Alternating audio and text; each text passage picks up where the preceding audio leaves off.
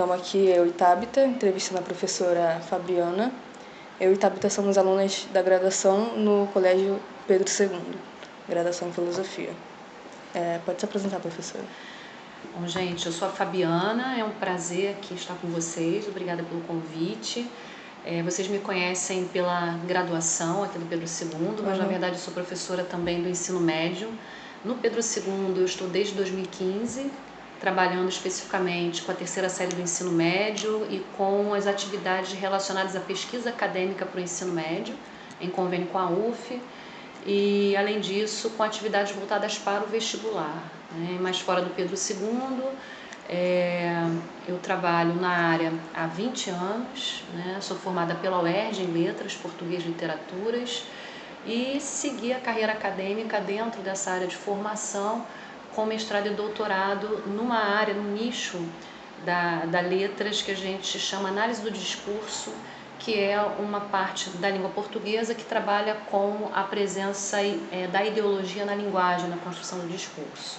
Então essa é a minha formação e já desde 20 anos eu venho trabalhando com esse público que finaliza o ensino médio e que também inicia a graduação já há algum tempo. Nós convidamos a senhora para falar sobre o assunto que é o desinteresse e o cansaço por parte dos alunos sobre não querer estudar, terem desinteresse em ir para a escola, né?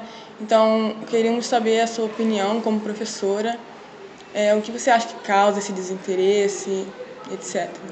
É um tema bastante amplo, né? Porque essa questão do desinteresse do aluno pela escola, na verdade, tem raízes históricas, né?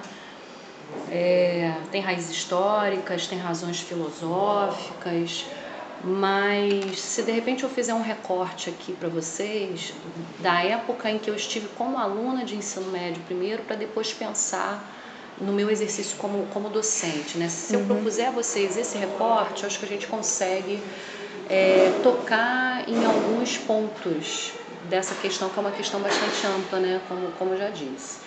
Quando eu era aluna de ensino médio, algo que me desinteressava muito, e olha que eu sempre fui uma aluna que sempre gostou muito da escola, eu sempre gostei de estar na escola, eu sempre sentia prazer de saber que a hora do colégio chegou, mas estando na escola especialmente, algo que causava o meu desinteresse era aquele tipo de comportamento por parte do docente e da instituição como um todo, de que o aluno era aquele ser passivo que recebia aquelas informações conteudistas durante todo o horário proposto ali. Por exemplo, no meu caso eu era uma aluna da tarde, então se eu entrasse na escola num dia que de 1 da tarde até as 18 horas eu estivesse passivamente diante do quadro, com o professor falando, e a escola endossando esse tipo de comportamento, isso me desinteressava. Isso na época em que eu estava como aluna. E naquela época, claro, né, sem muita vivência e até sem conhecimento, eu achava que isso acontecia, que é uma visão muito primária, muito imatura. Eu acho que essa visão ainda persiste em alguns alunos, mas eu achava que isso acontecia porque era a metodologia ou a didática do professor. Ou seja, eu achava que o problema era o professor. E aí, meninas, a questão do desinteresse do aluno, esse é um ponto bastante sensível que eu gostaria de tocar aqui, infelizmente passa por essa questão de que se a escola não dá certo, isso é culpa do professor. Tem esse equívoco, vamos dizer assim, né? A escola não dá certo, a escola é chata, a escola é desestimulante. Isso tem a ver com o professor. Era um pensamento, para mim, muito natural e lógico quando eu era criança. E, na verdade, as raízes são muito mais profundas, né? Porque nós falamos de um sistema. É um sistema que, na verdade, é embasado, digamos, né, nessa lógica do que o Paulo Freire chama de educação bancária, que é a lógica do conteudismo. Essa escola, com base nessa lógica, ela tenta formar os alunos como se eles fossem produtos para o mercado de trabalho, né? Então, a escola, de fato, sendo essa escola que reproduz mecanicamente o conhecimento e automaticamente desumaniza o professor e o aluno, essa é uma escola de fato desinteressante. Então, né, quando eu propus a vocês falar dessa ótica, primeiro a minha experiência como aluna e depois a minha experiência como professora, então como aluna eu tinha essa visão muito imatura, muito inocente, de que é culpa do professor. Eu não imaginava naquela época, enfim, final de ensino fundamental, ensino médio, né, que todo o sistema educacional, na verdade, predominantemente no nosso país, tinha esse tipo de engrenagem, uma engrenagem capitalista, enxergando o aluno e professor como produto dessa dinâmica, dessa lógica de mercado, né?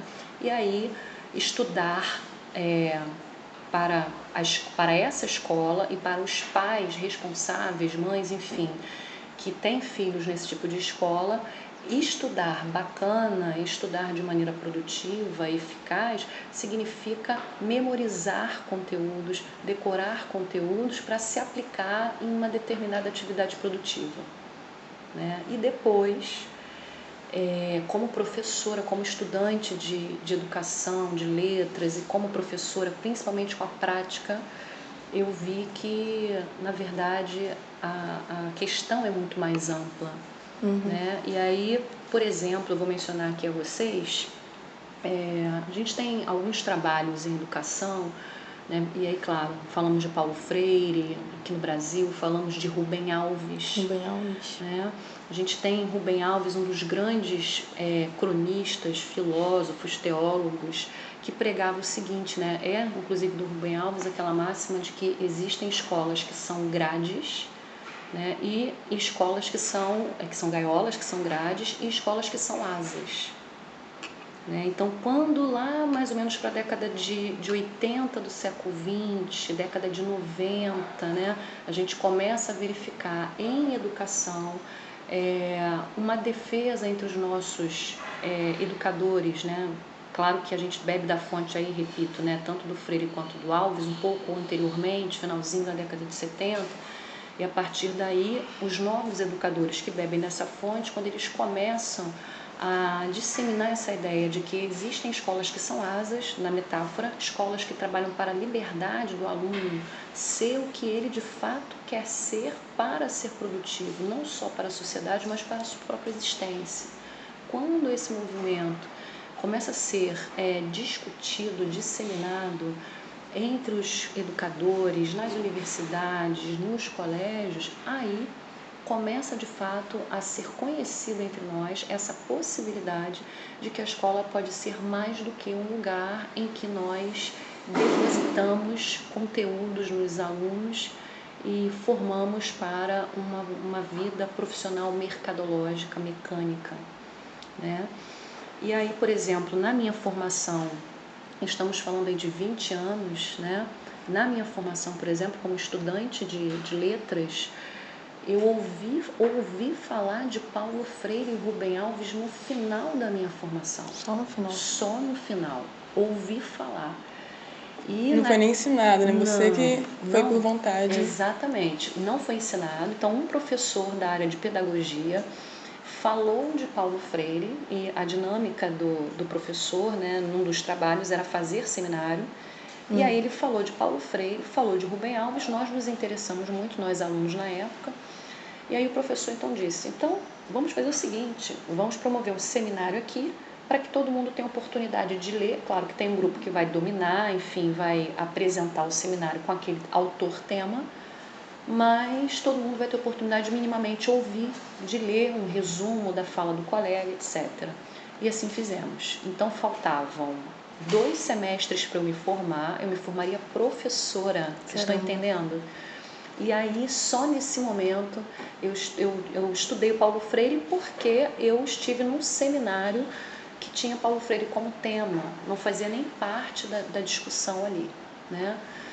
Isso é muito grave, né? E olha que nós estamos falando de uma universidade pública no Rio de Janeiro, que inclusive é bastante conceituada e tem uma formação, não só a formação, mas também tem uma proposta ideológica bastante contrária a esse sistema todo bancário, né, vamos dizer assim, e apesar disso, né, eu, como aluna, por exemplo, eu conheci o Paulo Freire no final do meu percurso.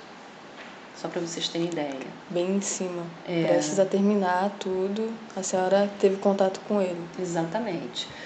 E aí foi uma descoberta incrível, porque, né, por exemplo, aquela ideia, e aí eu acho que eu posso falar do desinteresse melhor agora, né?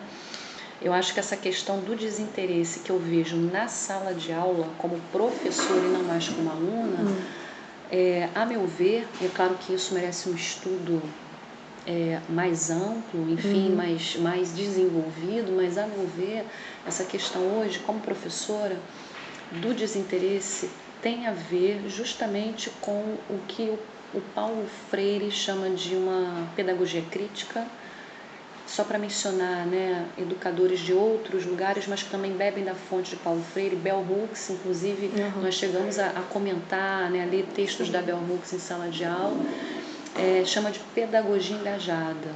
Então, tendo contato com essa pedagogia engajada, eu vejo que uma das, eu não digo soluções, porque isso é um problema realmente muito grandioso, envolve muitas questões. Não é? Envolve muitas questões para que falemos em soluções imediatistas, não se trata disso. Mas o que eu quero dizer a vocês é que eu vejo uma luz no fim do túnel para essa questão, quando a gente de repente lê ou tem contato com alguns conceitos que, por exemplo, a Bell Hooks vem desenvolvendo, isso já nos anos 2000, né?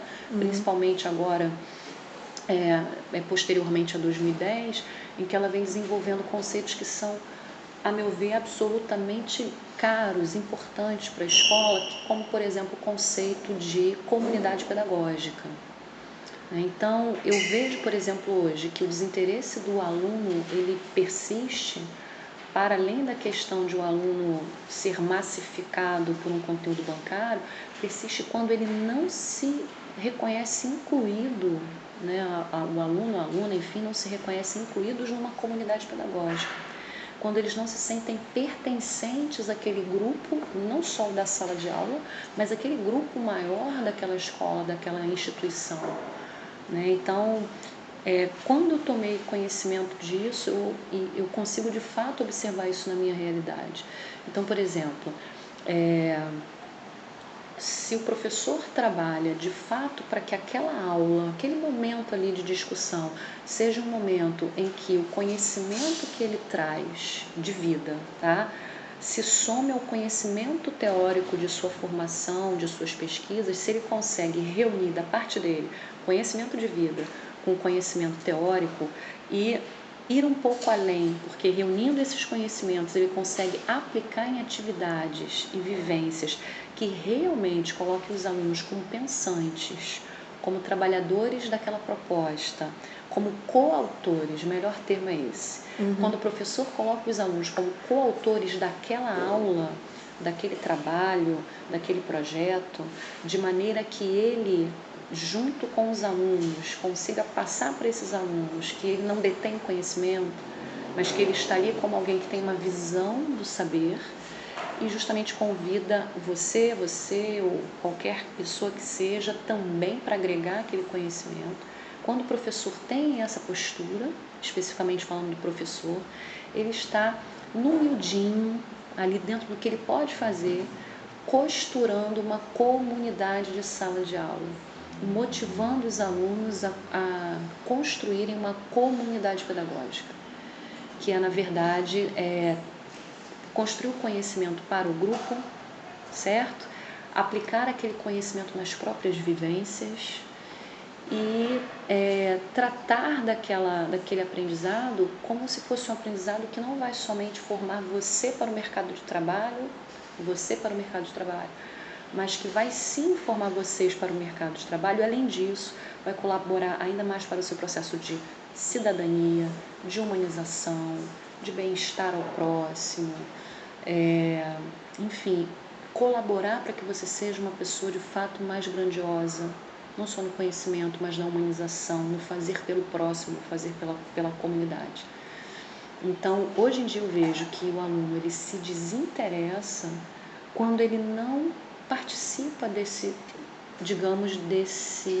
jogo bacana que é o jogo de se construir uma comunidade pedagógica e não se sente incluído, não se sente incluída, né?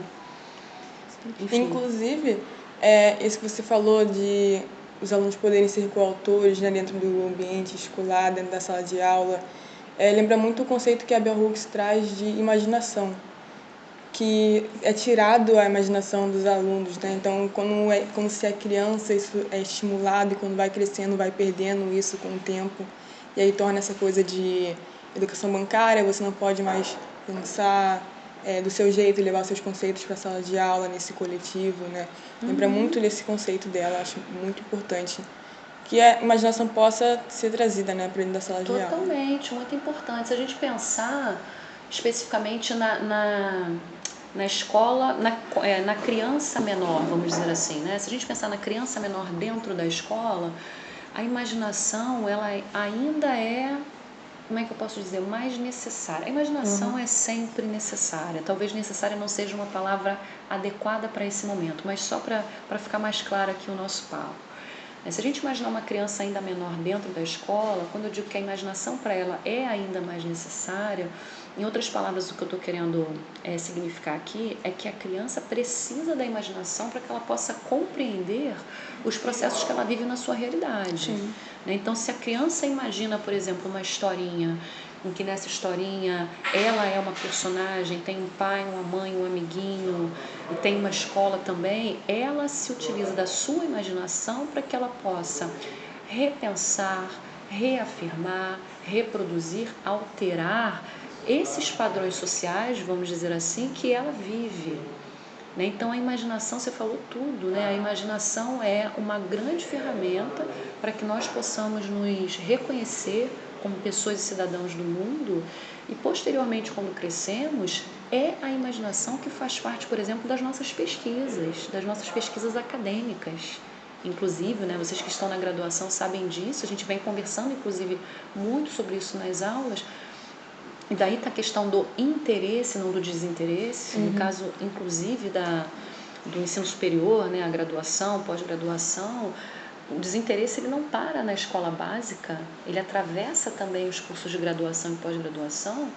E eu arrisco a dizer que, ao contrário do desinteresse, o interesse de um aluno, por exemplo, de graduação, pós, por exemplo, se alia justamente à possibilidade dele continuar exercitando a sua imaginação na sua atividade de pesquisa.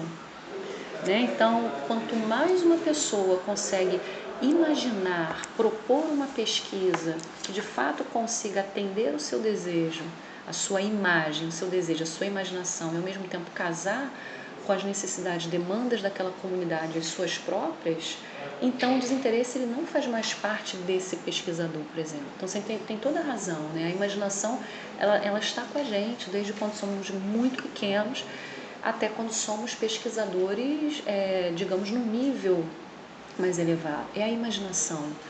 E quando a gente não tem essa imaginação, quando a gente se aprisiona, se sufoca pelo conteúdo bancário, quando a gente perde a noção de que se estuda para o nosso engrandecimento, para servir também a nossa sociedade, quando se perde essa noção, nós próprios nos enjaulamos, ficamos presos e o desinteresse é de ponta a ponta, né?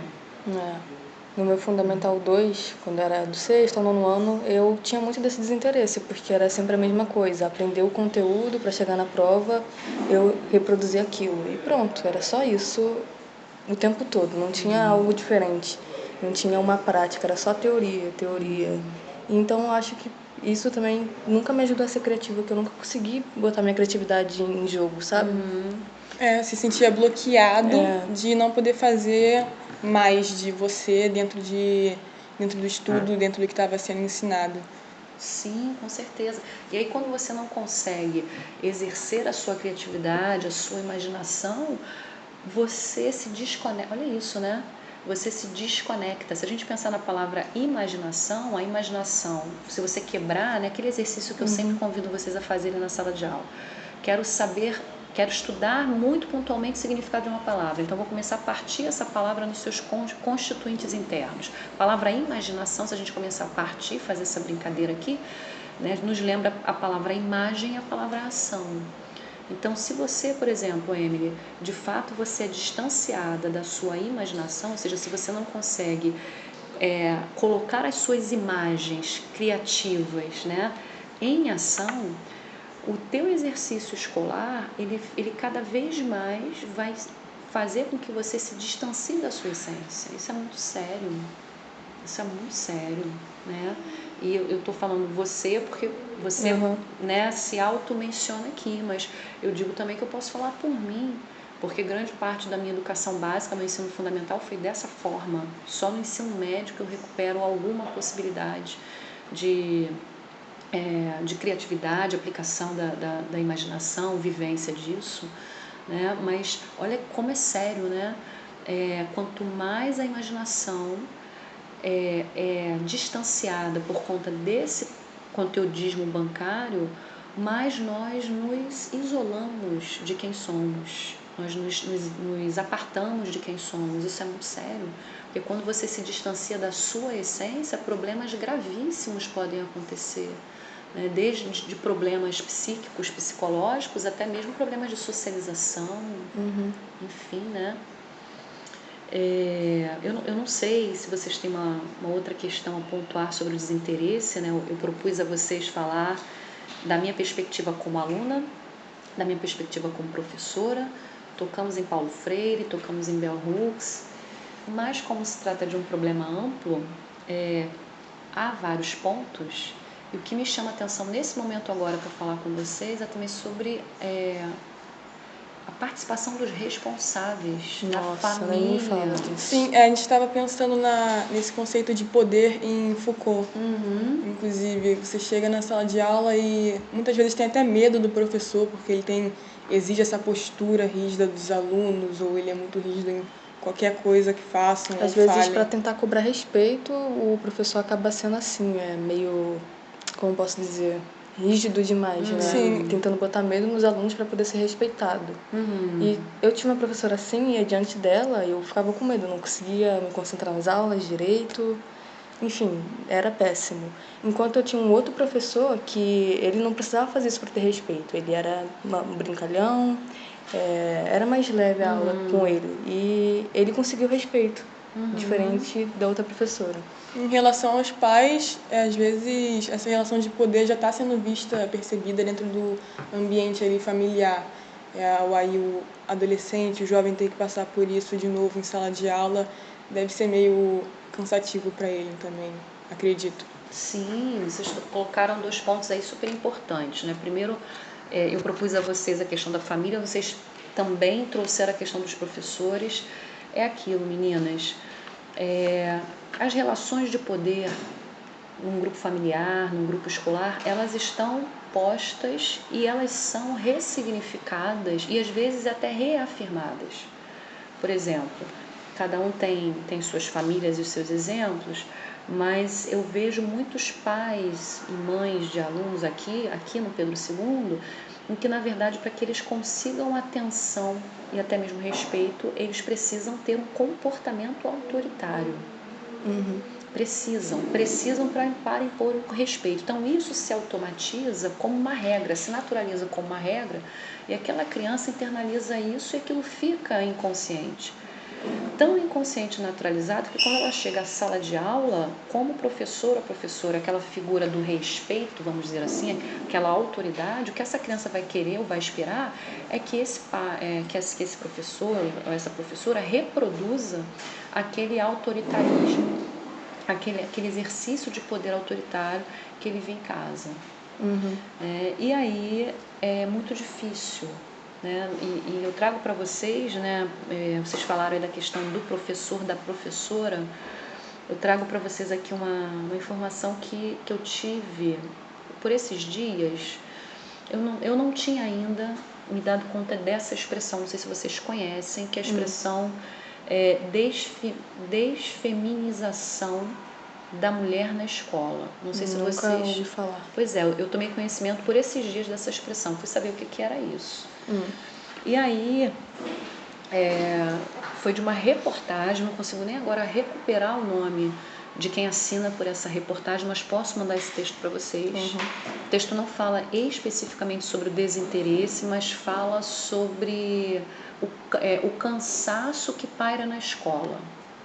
cansaço para todos os lados, Sim. docentes, alunos, enfim. Em um determinado ponto desse texto, eles mencionam o seguinte: como a escola, né, já de muito tempo, sobretudo essa escola da época da ditadura militar e a escola posterior à ditadura, como essa escola, ela já vem trabalhando na nossa sociedade esse comportamento do professor como autoridade autoritária, da boa aula ser aula conteudista, e o valor da escola se dá quando a escola forma para o mercado de trabalho capitalista, enfim.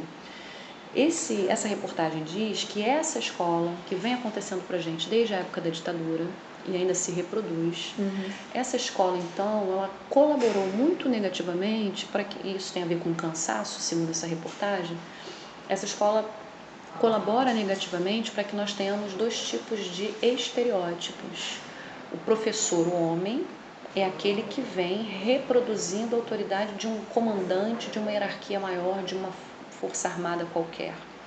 Então, o que se espera do professor, do homem que leciona, é que ele seja de fato autoritário, e às vezes a autoridade se conjugando ou se confundindo com a violência, para que o tal respeito aconteça. Que ele seja conteudista, que ele seja autoritário, enfim, que ele seja mais uma peça dessa engrenagem capitalista, né? E a professora, ou seja, a mulher que leciona, ela na verdade cria um estereótipo de ser aquela que não consegue o respeito justamente porque ela, digamos, estruturalmente é mais frágil que o homem, fisicamente, geralmente a mulher, né, é mais sensível que o homem. Então, por esses estereótipos, justamente já vem da nossa sociedade em relação à imagem da mulher, isso também é, digamos, abrigado na escola, e aí é um choque entre esses estereótipos. A mulher que leciona, digamos, ela seria mais fraca, vamos dizer assim, muitas aspas aí, tá? Eu estou reproduzindo para vocês esse conteúdo que eu li. E o homem seria o mais forte e, portanto, o ideal para estar à frente de uma turma e, portanto, conseguir mais respeito e, portanto, conseguir formar para o mercado de trabalho, coisas assim. Sim. Né? E aí o que significa a desfeminização da mulher. Muitas mulheres, aí eu chego ao ponto que você toca, estão com medo de entrar nas salas de aula, serem desrespeitadas, serem violentadas pelos alunos.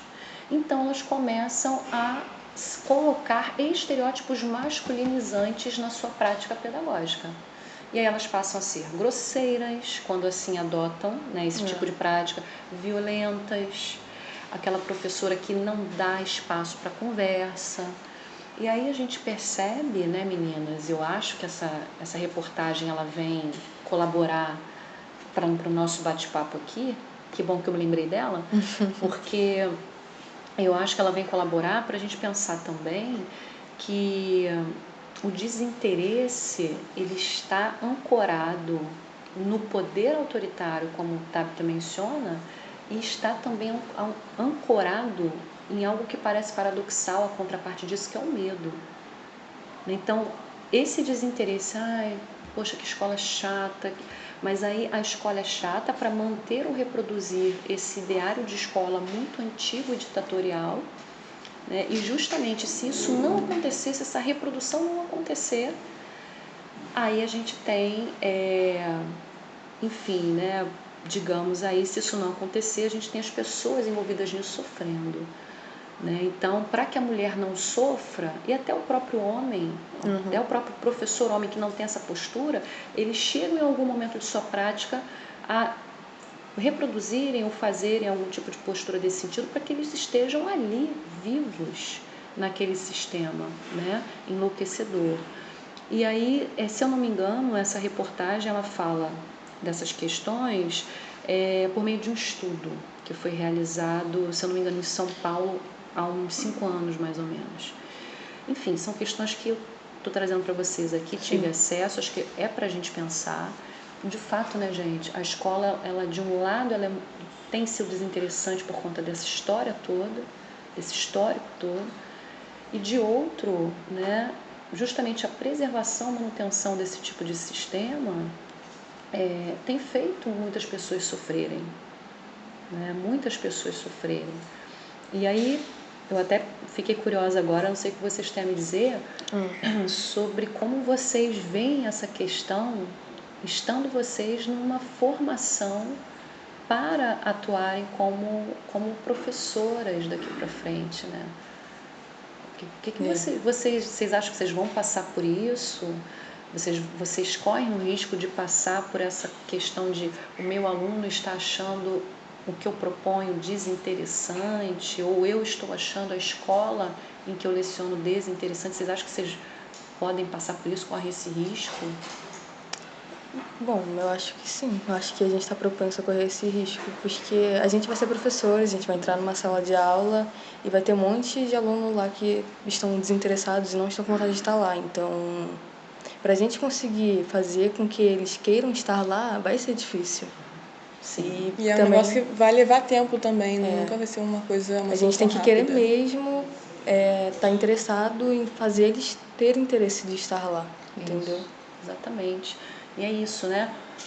Quando você diz vai levar tempo, sim, até porque olha que interessante, quando nós chegamos a propor práticas inclusivas, práticas bacanas, que criem... Fujam um pouco do sistema. Fujam do sistema, tentam criar essa questão da comunidade pedagógica. Quando a gente trabalha para isso, as famílias são as primeiras a reclamarem. Por quê? Justamente porque elas esperam reproduzir aquele sistema educacional que as oprimiu. Sim. Elas esperam isso. Então, quando elas não veem isso, elas acham que é ruim.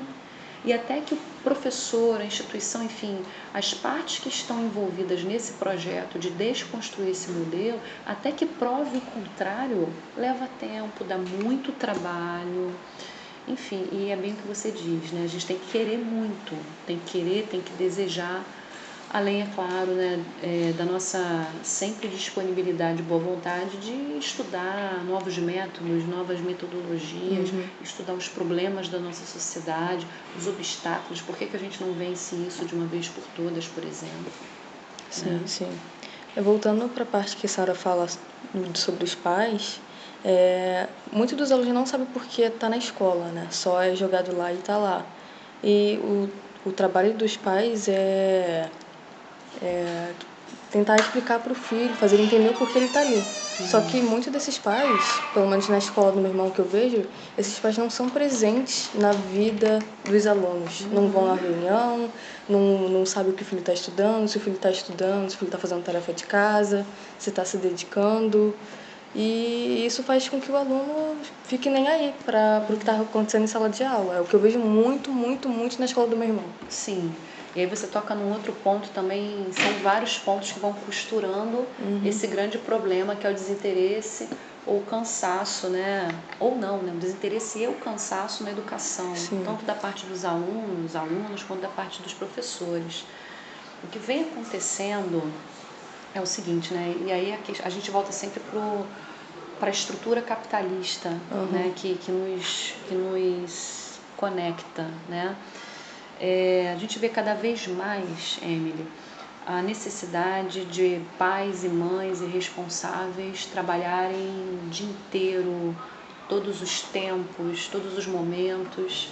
Isso, claro que eu não estou generalizando, em grande parte das vezes é assim. E aí essas pessoas fora de casa, até porque precisam sustentar a família, etc., para cumprir essa lógica capitalista, essas pessoas então fazem o quê? Começam a terceirizar ou adotar para a escola uma função que não é dela. Porque na educação e na formação de um ser, a gente tem a parte que cabe à escola, mas a gente tem a parte que cabe à família. Sim. E aí essas pessoas vêm fazendo o quê? Vêm deixando os seus filhos na escola em tempo integral, o quanto elas puderem. Para poder conseguir trabalhar. Né? Mas eu vejo também, tipo assim, muitas mães que estão em casa, não quer estar com o filho, aí bota na escola e deixa o filho jogado lá e não quer saber de nada. E eu acho isso muito feio, sabe? Não sei se essa é a melhor palavra, mas... Sim, você tem razão e você está certa. É claro que grande parte desses casos tem lá a questão do trabalho, né? É claro que isso não justifica a participação, a falta de participação de pais responsáveis, mães, enfim. Mas a gente sabe que tem, em grande parte, essa raiz Agora, existe também, como você está mencionando, quem de fato se apropria desse contexto e deixa o filho na escola, mesmo tendo tempo para disponibilizar, para estar com ele, participar da construção dessa pessoa. Então, a gente observa que essa sociedade capitalista, né, além de nos colocar nessa engrenagem mecânica, antilógica da humanização, ela principalmente interfere nos papéis da escola. A escola passa a ter papéis, principalmente na nossa sociedade contemporânea, que antes não eram atribuídos à escola e nunca foram, porque são papéis específicos da família, né? Então, além do desinteresse na escola, o cansaço na escola existirem pelas razões que nós já comentamos aqui, que são razões do sistema educacional, do nosso histórico enquanto sistema de educação, tudo isso que a gente já falou. Além disso, a questão do cansaço e do desinteresse também existe dentro das próprias famílias e elas rebatem para cá. Era como se nós estivéssemos com cansaço e desinteresse acumulado, porque a gente tem o nosso produzido pela própria esfera escolar e a gente está acumulando nessa contemporaneidade, sobretudo aí esse pós-2010, no século XXI, a gente vem acumulando um desinteresse e um cansaço dessa engrenagem capitalista falida, vamos dizer assim, que está nas famílias, a gente vem acumulando para a gente.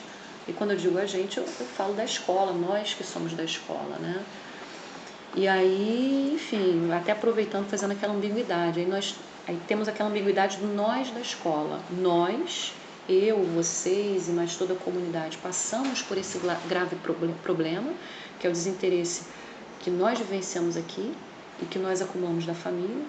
E além desse nós ser eu, mais vocês, mais todos nós que vivenciamos isso, vivenciar isso provoca problemas de difícil resolução, da ambiguidade da palavra nós que eu estou usando aqui para brincar com vocês, né? É uma situação séria, mas, enfim, a gente tem uma ambiguidade aí nessa palavra, de fato a gente tem um nó, né? E como eu disse a vocês, é uma situação muito ampla, porque hoje em dia não diz respeito, principalmente hoje em dia, nunca, mas principalmente hoje em dia, não diz respeito só à escola. Nós temos aí todo um sistema político por trás que já se interessou para causar o desinteresse e o cansaço na escola. Né? Nós temos a própria escola assumindo esse tipo de prática educativa bancária como aquilo que é algo bem sucedido. Infelizmente isso é um fracasso, a meu ver, da escola que assume essa perspectiva, né? E além disso nós temos esse cansaço, esse desinteresse também mais avolumado por conta de nós estarmos abrigando os problemas familiares. Né? O cansaço e o desinteresse às vezes pode começar vindo de casa, né? Isso. E aí fica uma coisa em massa, uma bola de neve enorme. E por isso vai levar até mais tempo para ser resolvido. É porque o aluno está na escola ele não consegue se concentrar porque ele está com a cabeça em casa, pensando nos problemas de casa, e em casa ele não consegue estudar porque ele está pensando na escola. E, enfim, se ele não conseguiu aprender na escola, em casa ele não vai conseguir aprender também, porque tem todos aqueles problemas que ele está vivendo ali naquele ambiente. Sim. E uma coisa aleatória que eu lembrei no começo da conversa o começo desse papo aqui foi o seguinte: quando eu fiz o ensino fundamental, tipo, desde bem pequenininho mesmo, quando eu cheguei no último ano para ir para o ensino médio, tinha uma placa na porta da escola que dizia o seguinte: nosso dever é ensinar, educar vem de casa. Nossa, mas como cabe para esse papo aqui, para esse momento do nosso papo. Eu vi muito isso também em sala de aula, que a educação tinha que vir de casa, que o professor não tinha que fazer esse papel também. Não, mas aí entra realmente na questão dos pais, entendeu? A minha mãe, ela sempre trabalhou, minha mãe sempre acordou às 6h30 da manhã, 4h30 da manhã, 5h30 da manhã. Então minha mãe nunca deixou de faltar numa reunião escolar, sabe? Nem que ela fosse chegar 10, 11 horas da noite e depois tivesse que fazer hora extra para cumprir, porque mesmo tendo tias, avós disponíveis, ela sempre fez a questão de participar, entendeu? Porque ela sabia que a minha educação era a responsabilidade dela. Isso aí. Então, tipo, a partir do momento que você cria a responsabilidade que é ter uma criança, então, tipo, e assume essa responsabilidade, porque, né? Você realmente tem que se responsabilizar por isso, Com tem certeza. que participar disso. É isso. É que nem, eu quero ter entre aspas, ter um cachorro, mas assim, eu quero ter um cachorro pra dizer, o cachorro não é meu. Sim. Aí isso é fácil. Eu quero ver quem vai levar no pet shop, no veterinário, quem vai limpar a sujeira. Vocês estão vendo, né, Elias, muito bem colocado, assim, acho que você ilustra bem esse momento aqui da nossa conversa. E você vem colocando o que vem acontecendo na nossa sociedade contemporânea, é um adoecimento. É um adoecimento porque as pessoas, elas querem ter e elas estão misturando os valores. Então, por exemplo, eu tenho um filho, se eu tenho um filho, eu sou casada, enfim, eu tenho um filho, então eu tenho um valor, um status na sociedade. Por outro lado, tratando isso como valor, como status, eu não quero assumir as responsabilidades disso. Então, hoje em dia, nossa sociedade está muito adoecida, né? É claro que o desinteresse e o cansaço na escola também estão relacionados a essa questão. Sociedade muito adoecida porque as pessoas, elas cada vez mais querem ter e se comprometer com os reais valores, com as responsabilidades, está cada vez menor, né? Esse compromisso. Então, de fato, o que é a responsabilidade da família, né? A parte de educar para os valores daquele ser humano, isso não vem acontecendo, ou vem acontecendo muito minimamente e se acumula mais uma vez para a escola. Eu me lembrei aqui até do Bauman, né, quando ele fala que nós vivemos essa contemporaneidade muito líquida. É tudo muito líquido, né? Até o imediatismo, por exemplo, que nós temos, enfim, né? Eu acho que eu posso dizer que nós, porque isso nos atinge mesmo. Esse imediatismo, você vai a uma rede social ou você vai fazer uma pesquisa, você quer encontrar na hora que você clica. Nós estamos muito imediatistas, né? E esse imediatismo, ele está sendo, infelizmente, esperado nas atividades ou nas relações que requerem tempo, que requerem valores, construção de valores, tempo para isso. Então, uma pessoa tem um filho, por exemplo, e ela quer o imediatismo de ver aquela pessoa formada, criada, mas ela não quer se responsabilizar, não é isso? Por esse trabalho. É tudo líquido. Gente, olha que coisa. Estou pegando isso aí do Bauman para a gente refletir, mas eu acho que a gente pode dizer que muito da maternidade, da paternidade hoje em dia, claro que eu não estou generalizando, mas muito até como efeito dessa sociedade imediatista adoecida, é líquido. Então estamos vivendo um período de uma maternidade muito líquida, de uma paternidade muito líquida. Isso interfere porque a escola absorve algo que não é dela. Sim, e aí eu já levo para outro exemplo também na minha família, que é a da minha prima. Ela tem 2 filhos autistas e uma criança de 2 a 3 anos. E 2 meninos autistas. E ela usa muito a escola como um método de fugir dessa responsabilidade. Tipo, vou pegar meu filho, botar lá, passo o dia inteiro lá, depois eu só preciso pegar ele de uma escola, levar para outra, deixar lá o resto da tarde. Entendeu? É isso. No final da tarde eu só preciso buscar. Entendeu? Pelo menos eu passei, a tarde inteira na Fiz paz. o meu trabalho. Não é nem fiz o meu trabalho. Não, ela se sente assim, né? Como se tivesse feito. Não, entregou ela não pro outro. enxerga a escola como vai educar por mim. Mas vai me dar um descanso. Sim. Entendeu? É muito grave isso. Sim, é como se ela não. Como se não enxergasse, tá indo para aprender, tá indo para. Tipo, ela só enxerga como se fosse um método de escape. Exatamente. A escola tem sido, você tocou num ponto interessante, a escola tem sido uma válvula de escape para essas tensões e pulsões familiares que as próprias famílias não suportam mais.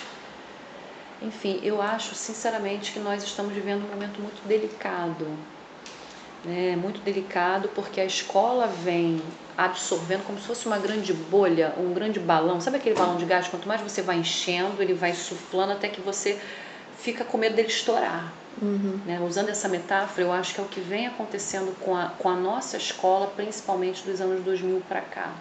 É um balão de gás que vem insuflando, porque a escola vem acumulando todas essas responsabilidades, parece que vai estourar em algum momento, né? Quando eu falo estourar em algum momento, não quero aqui desanimar vocês, não se trata disso. É só mesmo uma metáfora para a gente observar o quanto a escola vem se sobrecarregando mesmo. Além de todos os problemas que a escola enfrenta, principalmente em relação a esse tópico que vocês estão trazendo aqui, tem mais essa problemática que é muito comum da nossa sociedade contemporânea, esse acúmulo da família para a escola que nós estamos vivenciando, né? Dentro da escola, como vocês como futuros professores, eu como professora, e nós dentro de uma escola, vocês estão se formando, isso é muito bacana, vocês estão aqui com uma formação para docência em tempo real, a observação da educação acontecendo para essas crianças aqui da escola básica. Então isso é muito bacana, porque a formação de vocês em tempo real possibilita a construção de saberes aliada a uma prática de observação.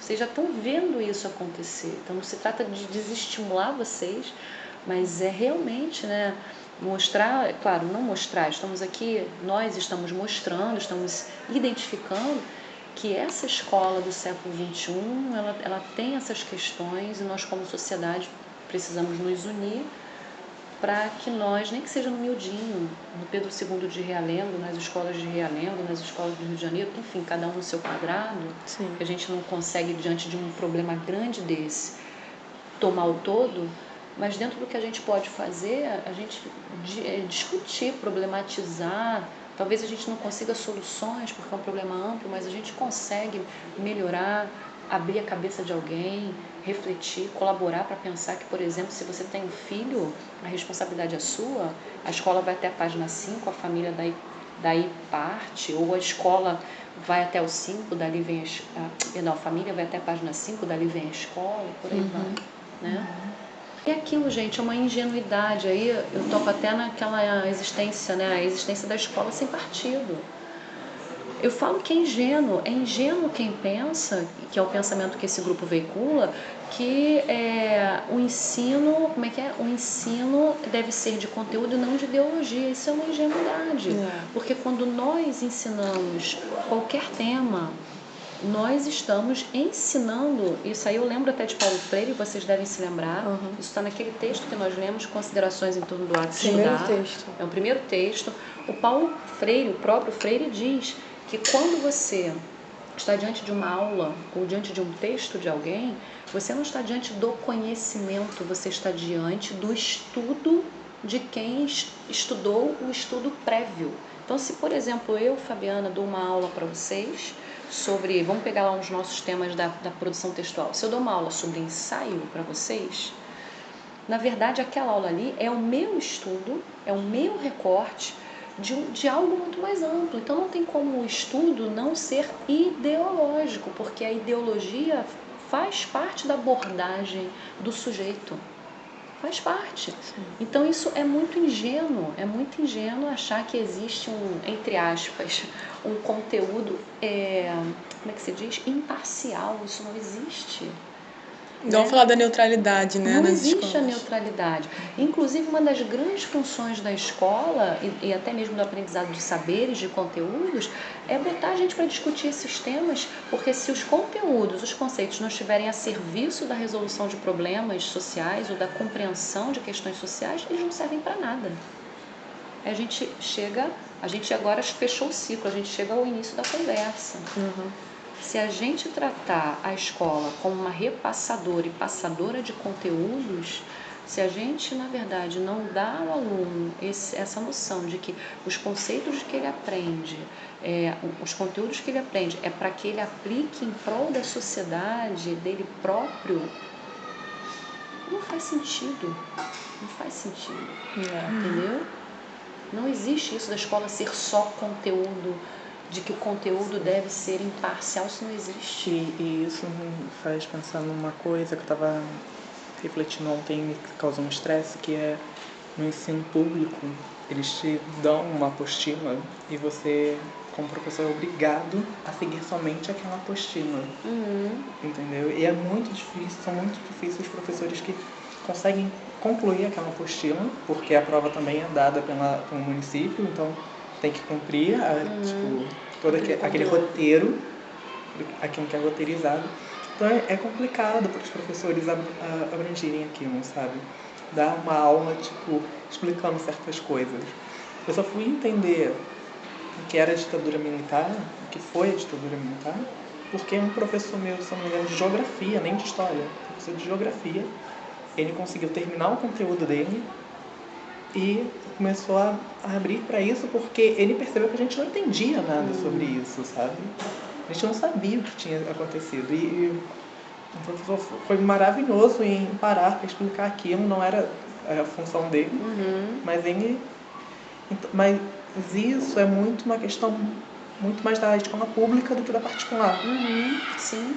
Porque na escola pública você vê isso, porque é aquele roteiro para diminuir mesmo, sabe, moldar. Isso, exatamente. Não, é um moldar. Você vai continuar sendo da classe operária. Você nasceu aqui, você vai continuar aqui, porque nós vamos te moldar para isso. Entendeu? Você vê que a pessoa, ela cresce com uma mentalidade, tipo, que não favorece, entre aspas, a ela. Eu esqueci a palavra agora, fugiu a palavra. Não é objetivos, mas não favorece a situação dela. Entendeu?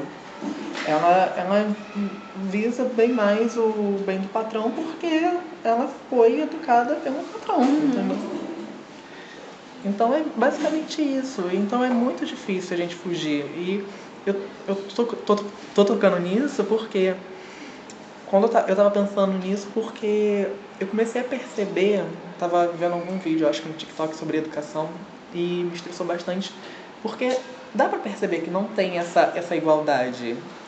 Eu às vezes me sentia envergonhado, porque eu não sabia coisas que minhas primas mais novas sabiam, Te entendo. porque eram de escola particular. E ficava aquela questão, nossa, mas como é que você não sabe isso nessa idade? Entendeu? Então dizer que hoje em dia é justo, é igual, tá tudo certo, e temos temos excelentes professores, obviamente, e a maioria dos meus professores viravam para mim e falavam, se você puder, sai daqui, sai dessa escola. Isso é muito triste, É terrível, né? Isso é triste. Quando eu falei que queria ser professor, isso no ensino fundamental, eu cheguei para uma professora minha de português, eu era muito grudado nela. Eu cheguei para ela e falei que eu queria ser professor também. Eu queria fazer letras na época. E ela ficou toda orgulhosa e contou para os demais professores na sala. Aí veio uma professora de educação física e eu lembro muito da expressão dela. Foi engraçado, mas hoje em dia eu fiquei tipo, cara, ela virou para mim e falou, faz isso não. Ai, faz gente. isso com a sua vida não. Você é tão brilhante, você é tão bom. Vai fazer alguma coisa grande. Isso é um banho, né? De água fria, né? Sim. E eu fiquei tipo, e agora, sabe? Fica meio tipo perdido, mas você vê o tanto que as pessoas estão desmotivadas, né? Em cumprir o papel, em fazer, tipo, você estudar todo esse tempo pra ficar desmotivado. Esse meu maior medo era esse, sabe? Ficar desmotivado, perder o que me motivou. Eu vou te dizer uma coisa, Elias, eu acho, e eu te parabenizo, porque apesar dessa fala, você está aqui. Você está aqui seguindo o que você quer, o seu desejo, a sua essência, o seu coração. E esse debate em relação às comparações entre a escola, estamos falando de estado e município, imagina, né? Entre a escola pública e a privada, esse debate também é muito amplo, mas o que eu posso te dizer assim, minimamente do que você traz, é que esse é um problema sério, mas a gente ainda tem um outro, que é o seguinte, por mais que a escola particular, grande parte das vezes, muitas aspas aí, ensinem mais, esse ensino ainda é em grande parte bancário. Entende? Então, tanto o público da escola pública de estado e município, que estão sendo cada vez mais robotizados, oprimidos por esses manuais, né, quadradinhos, vamos dizer assim, tanto esse público quanto da escola particular, que também tem uma enxurrada de apostilas conteudistas, esses dois públicos, que são bem numerosos, eles ainda não, em grande parte, tiveram contato com uma educação mais humanizadora, uma educação que coloque de fato os conteúdos e conceitos a serviço de uma comunidade escolar, pedagógica, e você vê o quão sério é isso. E eu acho que a nossa missão, acho que eu posso falar por nós aqui, eu acho que a nossa missão mesmo que seja no miudinho, mesmo que seja uma ação minha ou uma ação só sua, mas que a gente colabore. Que bom que você teve esse professor de geografia, que nós sejamos como ele, que se em algum momento estivermos sendo oprimidos, não estivermos assim podendo trabalhar de maneira humanizadora, de maneira crítica, que a gente dê um jeito de fazer isso, né? E que nós aqui, repito, eu acho que eu posso falar por nós, que nós sempre tenhamos métodos, ideias e saídas para que a gente possa trabalhar criticamente, trabalhar para colaborar para a humanização, para o exercício cidadão, formação cidadã de um aluno, de uma aluna, né? E que a gente nunca fale para alguém não seja professor. Nunca, porque eu acho que a nossa sociedade está tão cansada de ver esse desinteresse que os próprios professores, muitos professores, têm se contaminado e têm falado assim: eu estou sofrendo, eu estou cansada, eu estou desinteressada, por favor, não quero isso para você. Mas eu espero que a gente não passe esse recado para frente. Muito pelo contrário, que haja pessoas como vocês e que vocês possam cada vez mais repetir esse tipo de atividade, chamar para uma conversa, um bate-papo, um podcast, multiplicar as boas ideias, multiplicar as boas práticas, ou então está difícil, está pesado, vamos nos reunir inclusive para que nós possamos melhorar, para que nós possamos superar, porque essa profissão, não estou romantizando, é uma opinião minha, essa é uma profissão belíssima, porque de fato colabora para que o indivíduo se torne melhor, para que de fato ele se aproprie do saber que lhe é passado, para que ele de forma autoral possa colaborar com a sociedade. Então, eu acho que eu posso dizer que eu desejo muito que o cansaço e o desinteresse não nos contamine, por mais que estejamos em algum momento da vida vivendo bem esse tipo de situação. Sim, no fim é isso, né? Você estava falando de humanizar, humanizar os alunos, né? Humanizar até os professores, porque os professores e os alunos acabam caindo nesse sistema, né? Então, olhar para o aluno como alguém que é humano, que está ali, que está tendo uma ansiedade de alguma forma, né? Porque já não está tendo um ensino tão legal. E aí chega lá no fim do ensino médio, tem toda essa pressão, essa ansiedade, porque tem que passar no vestibular, porque tem que ir para uma faculdade boa. E tem essa ansiedade, tem esse desinteresse que se acumulou o tempo todo e aí acaba ficando tudo na cabeça dele e do professor também, né? Então, Sim. Humanizar acho que é meio que o fundamental. Sim. É isso, com certeza. Enfim, acho que demos conta do conteúdo, né? É um conteúdo, né, gente, que... Demos conta. Demos conta por hora. Por hora. Tem por hoje. Pra fazer? Não, eu acho que não, gente. Acho que já entrei muito... Já desabafou. Não, sim. Porque realmente, eu tava pensando só na hora que eu cheguei sobre esses limites, porque a gente debate muito sobre a escola começar a reparar no psicológico dos alunos. Sim. Mas aí também vem a que ponto a família também repara no psicológico dessa criança, desse adolescente, sabe?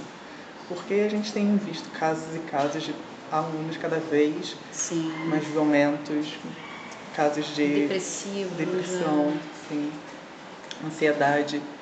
Então, tipo assim, até que ponto vai isso, sabe?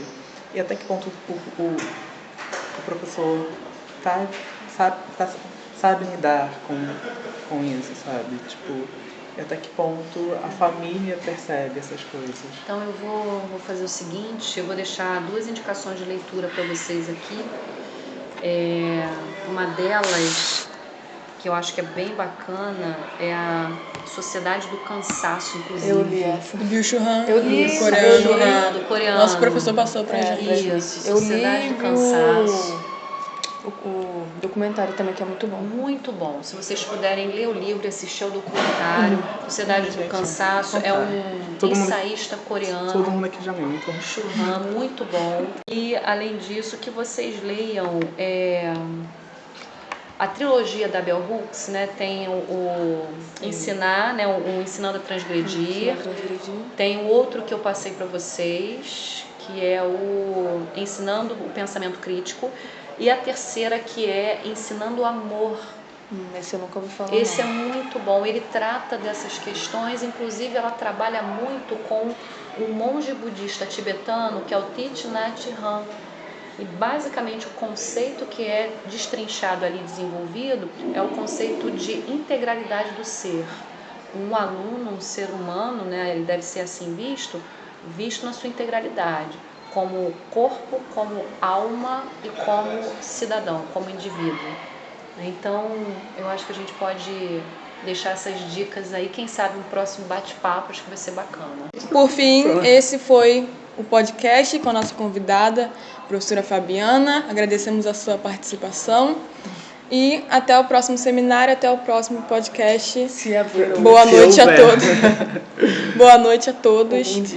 E todo mundo Eu vai que assistir. agradeço, gente. Muito obrigada. É sempre um aprendizado e um prazer, tá? Obrigada.